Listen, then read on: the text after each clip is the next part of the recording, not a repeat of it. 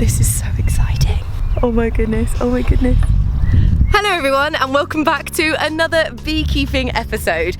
Last time we set up this hive just there, that's a WBC hive, because we want to make the most of this incredible field that is eventually going to be covered in wildflowers. And because of that, we're setting up another hive under this tree today. This time it's a National Hive, which means it's a bit more boxy in shape. And the difference is that it's not covered in these things here, these lifts. However, you might remember a few weeks ago when we set this hive up that we were hoping that some bees would find it naturally, but there hasn't been a peep yet. It's still very quiet inside the hive. Now, we could buy a nucleus of bees. It would cost around £150 though, and it would be so much better if it happens naturally. So we've got our hands on some bee attractant, and we're going to be doing some bee trapping. But before we get the attractant out, we need to set up the National Hive, so we'll be right back.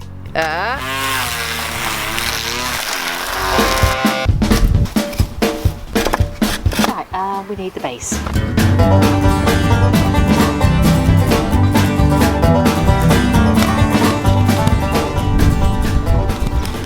Ta-da! Done it. If you haven't already, then go and check out my video on why bees swarm, because there I explained that the reason a cluster of some 30,000 bees know how to stick together is because of a pheromone that's released by the queen from her Nasonov gland. The bees can all sense it, and as long as they can smell it, they stick close to the queen bee. The queen bee's pheromone is made up of a hugely complex recipe, but it includes things like citronellol that you might be familiar with because it's what we use to make things lemon scented, and it has nerolic acid, uranic acid, and much more. As far as I'm aware, this pheromone can't be 100% synthetically reproduced. However, a lot of these essential compounds do exist in nature, and this is where these come in. These are honey bee lures, or little capsules of what's a lemon scented oil. This is supposed to contain lots of those essential compounds that you find in the queen bee pheromone. So this stuff, the bees apparently are going to love it. Let's see what happens. Well, it's certainly soaking into the wood. And then Nice. The instructions told us to smear the oil at the entrance of the hive and leave any that's left over inside that little tube inside the hive itself. Now in the UK this is called bee trapping, but apparently in America this is called bee fishing. Come on, little bees. Come on, bees. There we go. And is there some left? Pop that inside, shall we? Yeah. So that's the WBC hive done. Now we're going to do it for the National and a natural hive that you haven't seen yet. Oh, don't drop it. Oh, get out of the way, little earwig. It smells like lemon sherbet, or a certain Italian beverage that you might have as a nice little aperitif. No, don't eat it. Don't eat it. There you go. So basically we're leaving a little tease so the bees will smell it and then they'll go inside to find out what else is in there.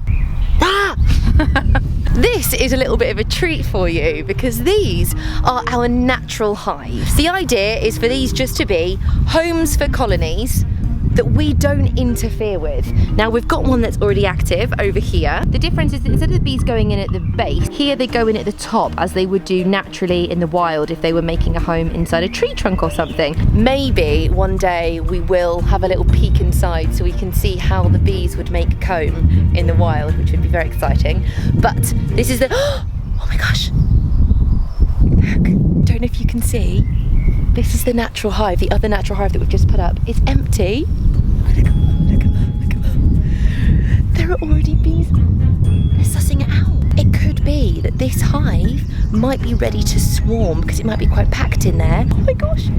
It could be that they go and spread themselves out and just split themselves into the two places. Let's put the bee lure there anyway.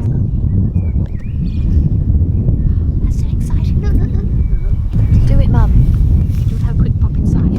So there are frames inside, but instead of there being frames that go all the way down, they're just at the top, and then they will just use this to build the comb and then we leave them to it. But that's it, Mum, shove it on because we don't want to get in their way. They're already visiting it. Okay, go, go, go, go, go. Move. Shall I set the camera up and see if they like it?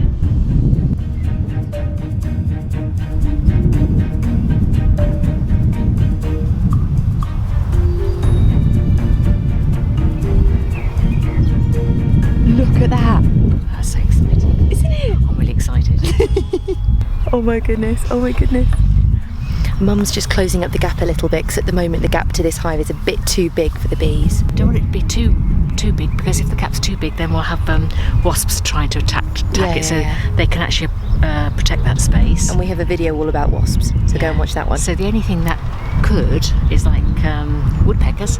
Woodpeckers sometimes peck away at hives. They can be annoying. Oh, this is so exciting. Yes. So there we go. We've definitely got bees interested in the natural hive, which is a shame because we won't be taking honey from that one, but that's okay. It'll be a matter of time until we get them over at the WBC and the National Hive as well. I hope you enjoyed this video. We will definitely keep you up to date if we have any swarms or if any of the hives get occupied. And yeah, subscribe, stay curious, and we'll see you soon. Bye. I'm literally waiting for a swarm to suddenly come out of nowhere after those bees are here. They are scouting. Maddie, if we stayed here, we might see that happen. Can you imagine if we captured a swarm?